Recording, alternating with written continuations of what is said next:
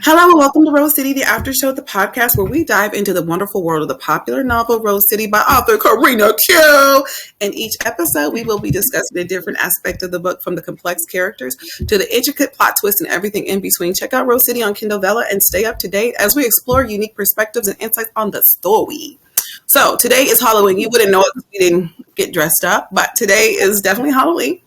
And so since today is Halloween, I just wanted to ask my lovely co-hosts, when they were kids, did they celebrate Halloween? And if so, like, how was it? I already know the answer, but I think you guys need to know a little bit. Come on, boo. Come on. We know. Yeah. Heidi wasn't having none of that. When we got a little, I think about maybe about 11 or 12, she started letting me come across the street. Coming across the street to watch movies. Yeah, they lived across the street. They always watched movies and had good food and a little bit of candy. As a kid, that was a no-no in a Christian home. My mom, now what they would do though, which I thought was weird, is a church harvest night. Same thing. Where we would wear costumes, but they couldn't be scary. Oh, and my mom took it a step further by dressing us up as Bible characters. And I've been Mary Magdalene. I've been actually Mary. I've been a couple people. Never Jezebel, which is funny. Yeah, you would think she would dress me up as Jezebel the way she felt, but no, they would have a harvest night and they would have like candy and a few games and stuff. That's any church that my mom was a part of. She always did children's church, and she was in a music ministry too, but she had a soft spot for kids and stuff. So she always would set up games. It's not us kids. But on the nights but they would do that like the day before Halloween. So on Halloween night, we stayed inside. The lights were acting as if people were coming with pitchforks for us. I'm like, really? I mean, it was like like the devil himself was going to show up to your house on Halloween and get his. You remember, my mom would have the porch light off with a sign on the door that said no candy. We were not hanging out in the living room. We had to stay in our rooms, like we had to stay in the back of the house. Yeah, so that was Halloween until, like I said, when I got about 12 or 13. Dinky always stayed up under my mama. But I would go across the street with Karina and Corwin and Courtney, and we would turn up. The girls scared the hell out of ourselves. Me and Karina used to sit on the couch like holding each other, watching movies, eating good food. That's probably where I do right now. That's my tradition now. We sit in the house. I make nachos usually. That's just the thing. I make nachos and we watch scary movies and stuff. So. Those were my Halloweens. Praise God. What about you, Kiri? I'm sorry, I'm laughing at you. Well, my mother, she would park her car down the street so nobody knew we were home. Oh my word!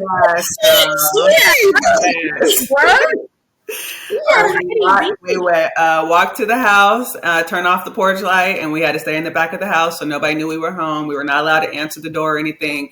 And my mom, we didn't do scary movies or anything like that. So it was either early night to bed or, put on a Disney movie or a Bible movie or something.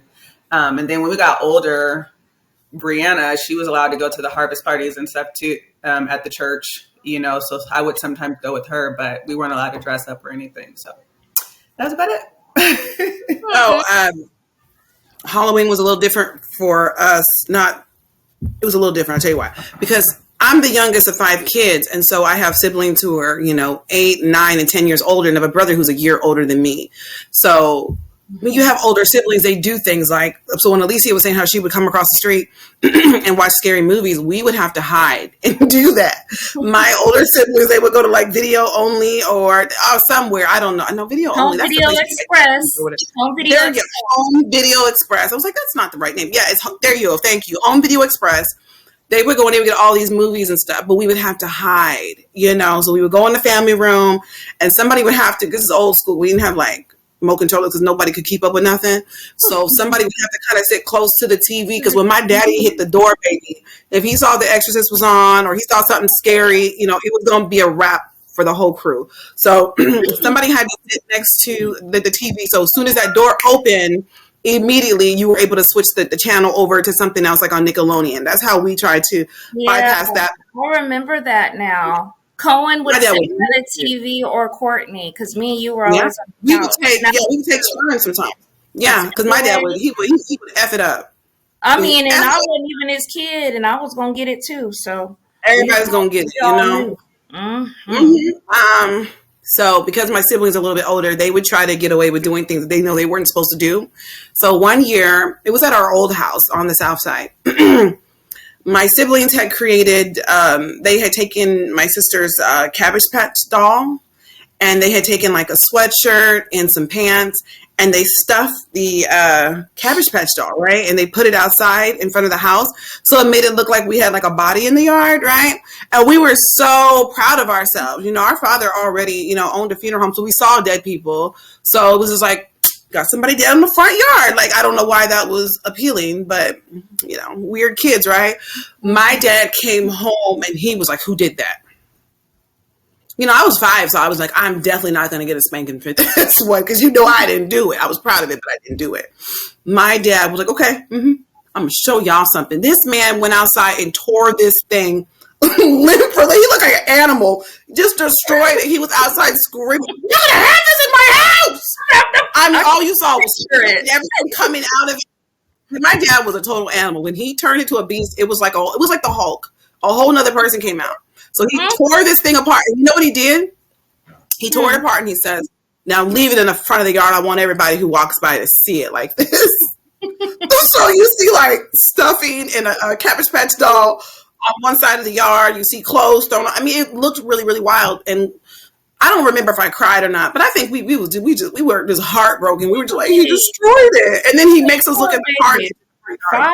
You were a baby. I would have cried at 5. We were devastated. We couldn't believe that he was such an animal who just tore it apart and then left it out there so that we could be reminded that he didn't like that type of stuff. So no, we didn't get dressed up. My mom, the closest thing she would do for Halloween for us was she would sneak and buy us some candy. And sometimes she would get like a little pail and she'd be like, "Y'all don't tell your daddy because he'll yell at me." I'm like, "You want the kids too?" So she would get us a little candy and she would tell us, "Go to your room and just get quiet." So my mom, she wasn't like a real monitor of what we watched on TV. So we could like watch music videos and movies and stuff. Because she really was like, just go in your room, shut up and be quiet. Like that was her thing. With my dad, he was more like, "I'm coming in. You better not be watching. You ain't got no business watching." So we did a lot of hiding. But no, we didn't celebrate Halloween. Like they said, you turned off your front porch light. You closed all the curtains and the blinds. And you try to pretend like you're not at home. Because you do have those people who try it. They'll come and knock on the door anyway. They do. They do. Even when I run out of candy and I'd be like, "Okay, I ran out of candy. Why are these kids still at the door?" You know? So anyways, that's how we celebrated. You know, I never even went to a harvest party growing up as a kid because my parents were kind of like, my mom was like, that was cool. But my dad was like, "You ain't doing nothing because that's still celebrating the devil." And I'm like, so if you dress your baby up as Tweety Bird, how does that give the devil any type of like, what does he get? Like, what type of celebration? Or really just gonna dress up as sweet baby Jesus. Like now, You know? that's demonic. I dare you. It's demonic. I took my son to the Spirit of Halloween store yesterday, and I was like, "Wow!" And he was like, "You've never been inside one?" And I was like, "No, this is really cool. I've never been in one." Wow. Let me tell you, you guys have no idea. We could do a whole podcast on just how crazy our religious families were. My dad and my Aunt Heidi would do this whole thing 13 days before Halloween. They would scare us and let us know they're going to be out here hunting. They're going to be out here kidnapping people for human sacrifice. Like it was so, they're going to take kids and they're going to sacrifice them. Yeah, so you got some of that too, Kyrie. So yeah, we were so afraid right before Halloween to the point where they just wanted you to stay inside and be on your knees praying and pleading the blood of Jesus. I'm like, nobody's coming in here with no pitchforks. I think that's why they did that. They wanted to scare us so we wouldn't bother them all night. Like, please, can I go out? Please, can I go? You know, it was like, there was no going out. I remember after my dad died, I was was like 14 or 15 or something. And my mom was like, well, I don't have a problem with you going trick or treating. You can go now. And I was like, I don't want to go now. Like, when it would have been fun, you let your husband stop us. So Right. like, let's fun out of it, But for my kids, I let them go out. I'll, get them dressed up and walk the neighborhood. I usually can't go no longer than about 45 minutes, an hour at the absolute most. I'm like, I'm done. Not even the walking part, but it's a lot of stimulation for me. All these people running around and the kids, nothing with the kids, but you got to watch people walking across the street and stuff. And it's just a lot, but thank God, like I said, my subdivision is pretty big. And so we stay right here in the subdivision. I couldn't even imagine people who like lived on like city streets. Like that's a lot.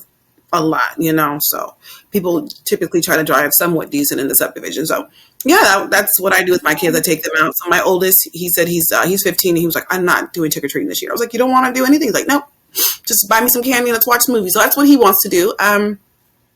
My daughter's going to go with one of her friends, and I guess I'll have to tag along for that and walk around with him because I'm not letting her go out. And then Savad's going out with his friends, but I'm not sure about that one. His dad might have to tag along like a little bit behind or something. I don't think I feel comfortable because they're leaving. They won't be in the subdivision. They'll be out in the real world. Yeah. So, Definitely have to go with them. Yeah, you need a little chaperone, a little somebody else. 2 years ago, I used to dress up the kids, but they would go to the harvest or we would walk around the neighborhood and we didn't get a lot of candy because a lot of people didn't have stuff. So we were like, skip this. I'm going to just buy a bunch of candy. Right. So that's what we do. That's a crib and eat. Mm-hmm. So right. That's our little Halloween thing. So yeah, that's how we were raised in our deeply overly religious families.